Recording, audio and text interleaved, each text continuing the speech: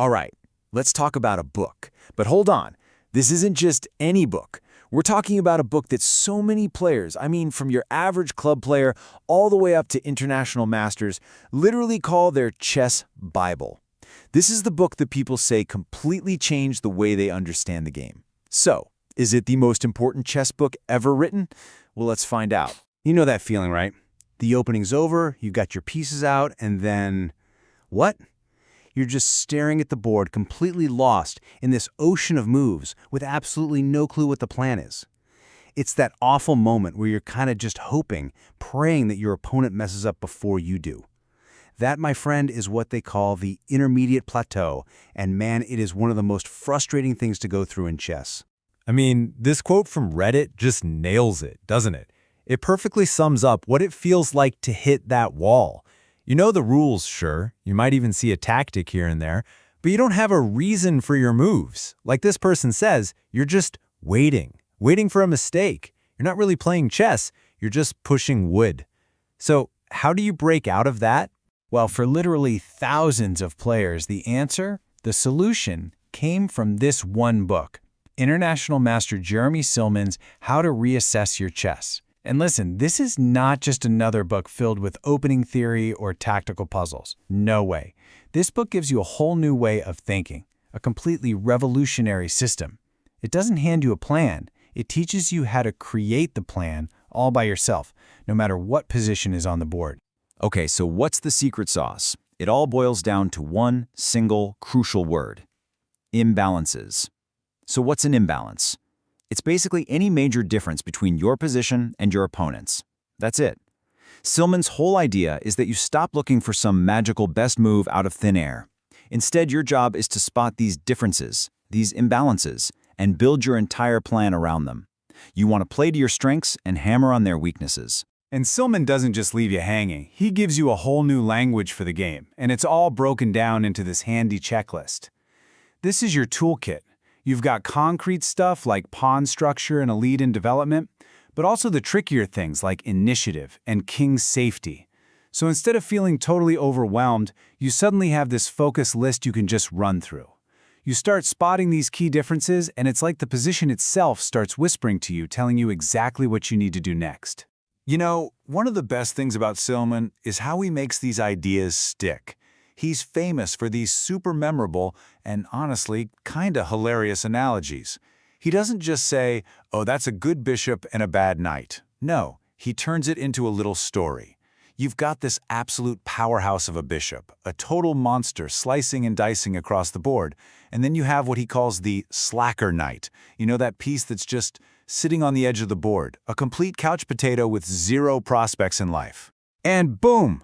The moment you see that imbalance, that monster bishop staring down that slacker knight, the plan basically writes itself. All that confusion you felt before, gone. It just evaporates. Suddenly, you're not lost anymore. You know what to do. Your bishop is a hero, their knight is a zero. So, what's the plan? Open things up and let your bishop go to work.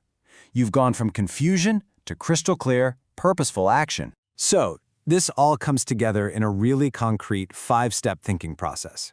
This is how you take that cool insight and turn it into a winning plan. First, you figure out the imbalances. Easy enough. Second, you decide where on the board you want to play. Then, step 3 is the fun part. You dream up these fantasy positions you'd love to get to.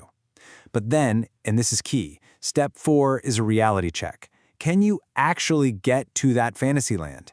If the answer is yes, then and only then do you move to step 5, calculating the specific moves to make it happen. It's a brilliant way to go from a big idea to a real concrete plan.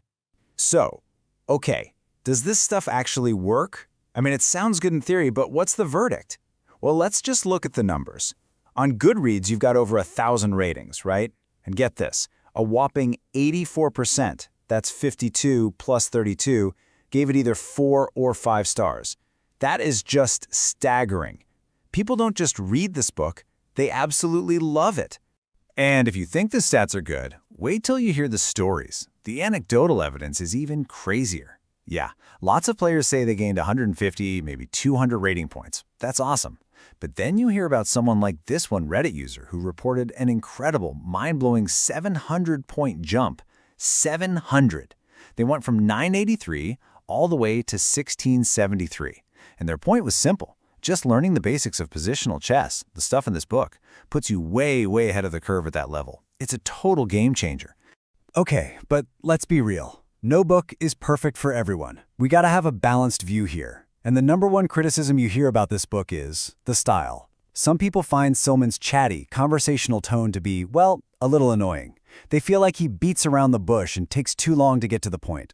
So hey, if you're someone who just wants the dry, straight-to-the-point facts, this book's writing style might just drive you crazy. But, love the style or hate it, you just can't argue with the results. This book isn't just a book, it's a phenomenon. To put it in perspective, another chess author, international master Cyrus Lakdawala, once said he thinks How to Reassess Your Chess has probably sold more copies than all 43 of his books put together. Think about that. It's just become an absolute cornerstone of how chess is taught today. And really, this quote from international master Sagar Shah gets to the heart of it. This is the end game, the ultimate goal. Sagar credits the book with helping him make a big leap from 2100 to over 2300, and he explains that the point isn't to become some robot who just mechanically checks off a list. No, the real idea is to practice this stuff so much that it becomes a part of your subconscious. It becomes second nature. You're not even thinking about the list anymore. You just see the imbalances. It becomes intuitive. So, I want to leave you with this final thought. What if the real secret to getting better at chess isn't just about memorizing more openings or more tactical patterns? What if it's about deeply, truly understanding why a move is good? Maybe the biggest thing Silman's work gives us is that fundamental shift in perspective, that true improvement comes from learning to understand what the position needs. It's like you're finally learning the language of the pieces, and you can understand what the board has been trying to tell you this whole time.